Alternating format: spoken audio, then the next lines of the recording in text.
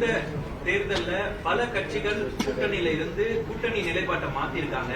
நீங்க அதிமுக கூட்டணியில இருந்திருக்கீங்க, இப்ப அந்த கூட்டணியில இருக்கீங்களா? கூட்டணி மாறதுக்கான வாய்ப்புகள் இல்ல அதாவது நாங்க தேர்தலோடு அதுக்கப்புறம் கூட்டணி நின்றது இல்லையே. தேர்தலுக்கு அப்புறம் கூட்டணி பத்தி நாங்க இன்னும் பேசவில்லை. கூட்டணி இல்லையே. தேர்தல் முடிஞ்ச பேரு எங்களுக்கான திமுக சம்மந்தம் இல்லை. நம்ம கூட்டணி நின்று நாங்க இது வரைக்கும் சொல்லல. தேர்தல் முடிஞ்சது, கூட்டணி முடிஞ்சது, அவ்வளவுதான். அதிமுக கூட்டணியில புரட்சி பாரதம் இல்ல அப்படின்றது. ஆமா, ரைட்டு. சார், ஏற்கனவே பாரஞ்சித் நீட் எதிர்ப்பு போராட்டத்தில் பேசினப்ப தமிழ்நாட்டு அரசுல தலித் அமைச்சர்களுக்கு தான் நிறைய பிரதிநிதித்துவம் கொடுத்துருக்கதா சொல்லிக்கிறாங்க.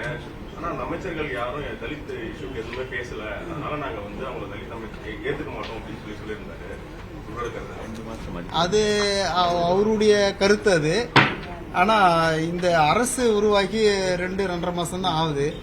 இனிமேல் தான் அவங்களுடைய செயல்பாடுகளை நம்ம எதிர்பார்க்கவும் முடியும். அதனால இவ்வளவு சீக்கிரத்துல யாருடைய செயல்பாடையும் நம்ம குறைச்சி மதிப்பிட முடியாது, சொல்லவும் முடியாது. இனிமேல் எதிர்பார்க்கலாம். கொள்கை அடிப்படையில் வேணும்னா இருக்கலாம் சார். இப்போ நிர்வாக அடிப்படையில அவங்க எப்படின்னா 6 மாசம் கழிச்சு சொல்லலாம் சார். ஆனா கொள்கை அடிப்படையில எப்பவுமே மாறாம இருக்கும் இல்லையா? அது நிர்வாகம்ன்றது நிர்வாகம் அவங்க தெரியல, அதனால கத்துக்கிறாங்க. இப்போ ஒரு 6 மாசம் டைம் கொடுக்குறாங்க. ஆனா கொள்கைகள் அப்படி கிடையாது இல்லையா? அவங்க கொள்கை தமிழ்நாட்டில் ஒரு கொள்கை இருக்கு இல்லையா? இல்ல, அந்தந்த கட்சிக்கு ஒவ்வொரு கொள்கை வச்சுக்கிறாங்க. அவங்களுடைய கொள்கைப்படி அவங்க செயல்படுறாங்க. அது நம்ம அதை பத்தி நம்ம சொல்ல முடியாது சார். பாரதிய சார், டெல்லியில நீட் தேர்வுக்கு எதிராக போராடிய நபர்கள் தற்போது மத்திய அமைச்சர் சம்பந்தமாக யார் யார் போராடினார்களோ அவர்களை குறிவைத்து அவர்களை டெல்லி இல்ல கண்டிப்பா அதாவது சிஜேபி அதுல அதிகமா ஸ்டூடெண்ட்டுங்க தான், இளைஞர்கள், மாணவர்கள் தான் அந்த போராட்டத்தை நடத்தினாங்க. அவங்களுடைய போராட்டம் வெற்றி பெற்று இருக்குது. கல்வி அமைச்சர் அதை